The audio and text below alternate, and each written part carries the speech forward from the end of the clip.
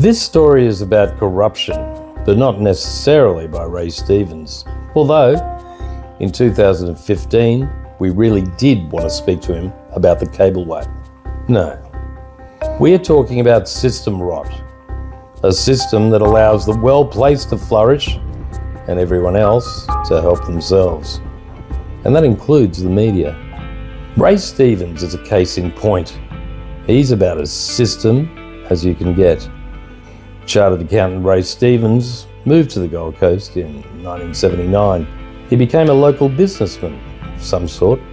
A year after the Fitzgerald inquiry was launched in 1987, in 1988, Ray Stevens was elected as a councillor in the Albert Shire, becoming its mayor in 1994.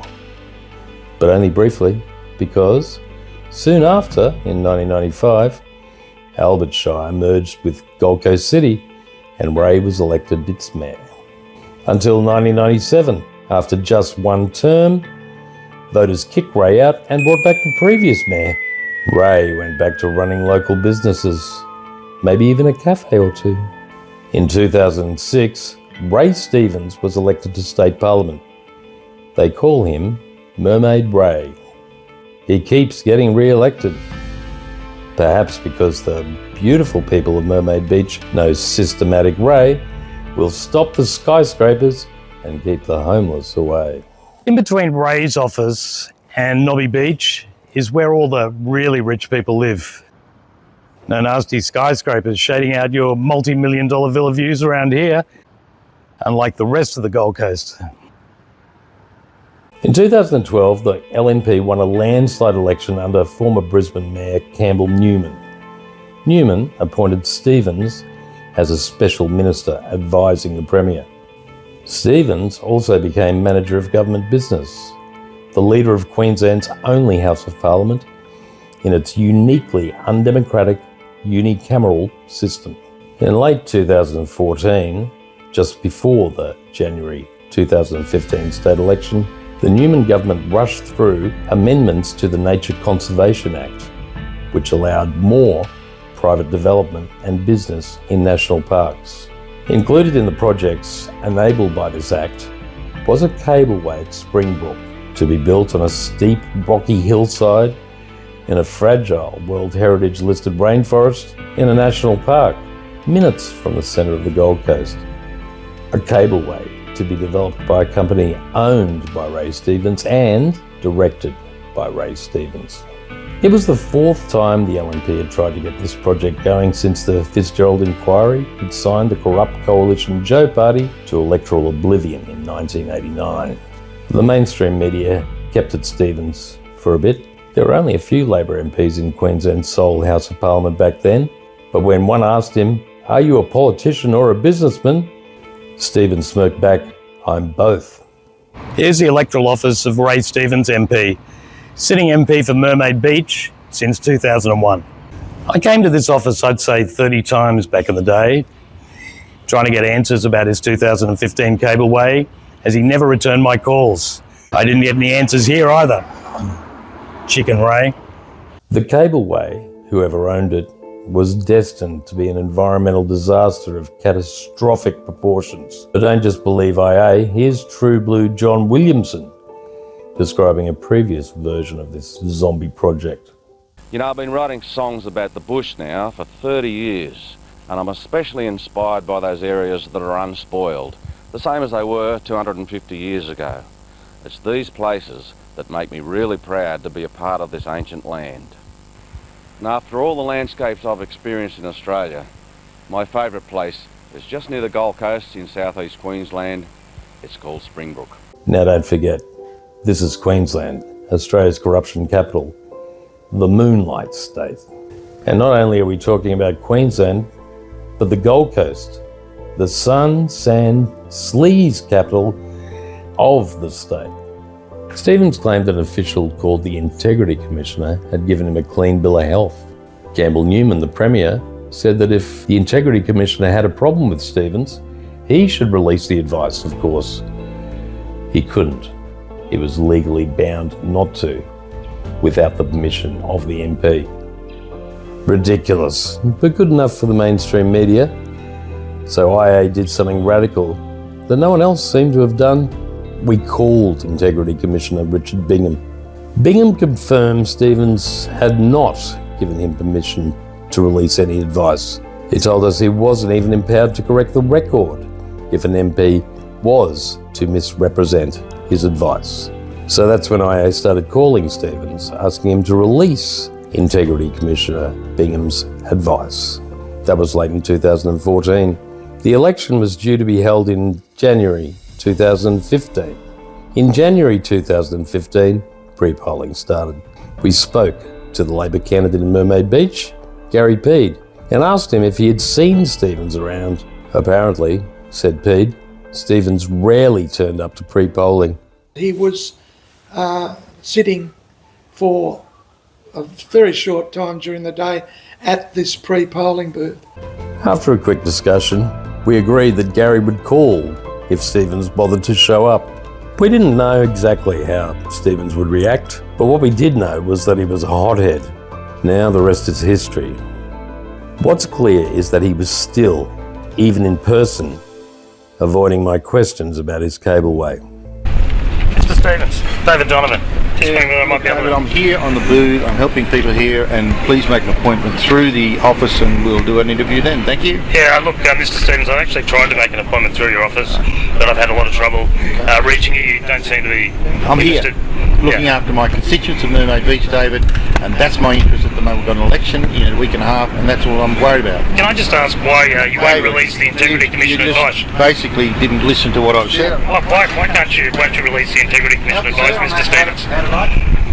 Mr. Stevens, do you have something to hide? Should the electors of Mermaid Beach know about your involvement? How much money are you expected to make? How much money are you expected to make? Or do you expect to make out of a cableway? You're not saying anything, Mr. Stevens. You're not saying anything, Mr. Stevens. Is this the way that you treat your electors, Mr. Stevens?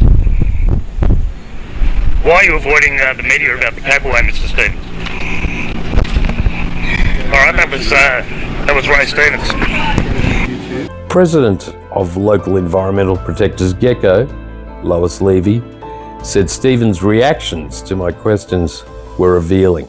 Well, I think it demonstrates very clearly that he's quite arrogant and unwilling to be brought to task on actions that he's taken. He obviously doesn't believe in due process and the rule of law, so it's a bit of a worry in a political representative to have that situation. Whatever caused Stevens' bizarre and aggressive reaction, I knew it had a story. Maybe it could have been bigger if I hadn't left straight after. Because after I left, Stevens is alleged to have physically assaulted and verbally threatened the young Labor volunteer who filmed the incident on Gary Peed's phone. You left and Ray Stevens came over to me with the same approach that he had done to you in my face and threatening. This is where I interviewed Ray Stevens back in 2015. He didn't think he was being filmed, so he threatened me. Little did I know that it wasn't until I left that Ray really let fly. The young guy was still taking the video, and then he turned on the young fellow, and really scared him and threatened, if this goes on YouTube, I'm going to come and get you. The young fellow, Gavin, was scared, and after that he gave my camera back and he left. He wouldn't stay in the vicinity of Ray Stevens after that. Pete also claimed to have been roughed up and abused by Stevens. Indeed, he made a sworn complaint to the police, but they did nothing. IA published a story on the matter, along with Pete's sworn statement, but by that time, all anyone was talking about was the chicken dance. As soon as the video went up on IA's YouTube channel, well, it got hits. Lots of hits. Within 30 minutes, mainstream media were asking to use our video in their stories. We said sure. After an hour, we started getting radio stations calling and TV crews wanting to park on our lawn. It was chaos. The media reaction was unusual. Rather than focusing on Stevens' behaviour, or the questions I was asking him, the ABC asked me if I had the right to approach Stevens at a polling booth. What? Some media suggested I had tricked Stevens because he didn't seem to know he was being filmed. Well, maybe he didn't. But if he didn't, then he's a complacent fool, because I was being filmed talking to Gary Peed, metres away from Stevens, reclining in his camp chair, immediately before I approached him. Then Channel 10's A Project put a 10-second snippet of Ray Stevens waving his hands in front of my face to chicken dance music. Well, I think it's a little bit unfair from us, because I think if you don't see it without the actual, there's some audio missing from that. Can we just go back? You're not saying anything. When you see it. You're not saying anything. It all makes sense. He was just having some fun. And that was all anyone was talking about. What corruption? He was just having some fun. To be fair, when the mainstream media asked us if they could use our footage of the interview, we were happy to comply. Silly, really. Meant that we didn't get much credit for the interview. The Wikipedia entry for Ray Stevens, describing this interview, gives a pretty fair account of how much credit we did receive for this amazing interview. In it, I was initially described as just the journalist, then later as Donovan. Whether Donovan was my first or last name, because it can be both, is not clear. The website Independent Australia was not mentioned. But this story is not about IA. It is about a disastrous cableway plan to devastate a priceless ancient rainforest, one owned by you and me. The well-heeled and well-connected can't even let us have our tiny treasures. If they can take them away from us and turn them into little bits of worthless paper, stamped with numbers and dollar signs. Today, Springbrook is like a freckle on the map, an island in a sea of development. Up here are the original remnants of Gondwana. There are stands of ancient beech trees that are older than Christianity. Springbrook is absolutely unique. It has flora that is found nowhere else in the world. Almost 500,000 people already visit this region each year, and the numbers are growing. The cable car would force feed 2 million into the rainforest on this conveyor belt. It will destroy the very thing that makes Springbrook unique. With the party of Joby Joggy Peterson, the LNP, re-elected in November 2024, suddenly the cableway was back on the agenda. What the plans are, well, we still don't know for sure, but they seem pretty determined.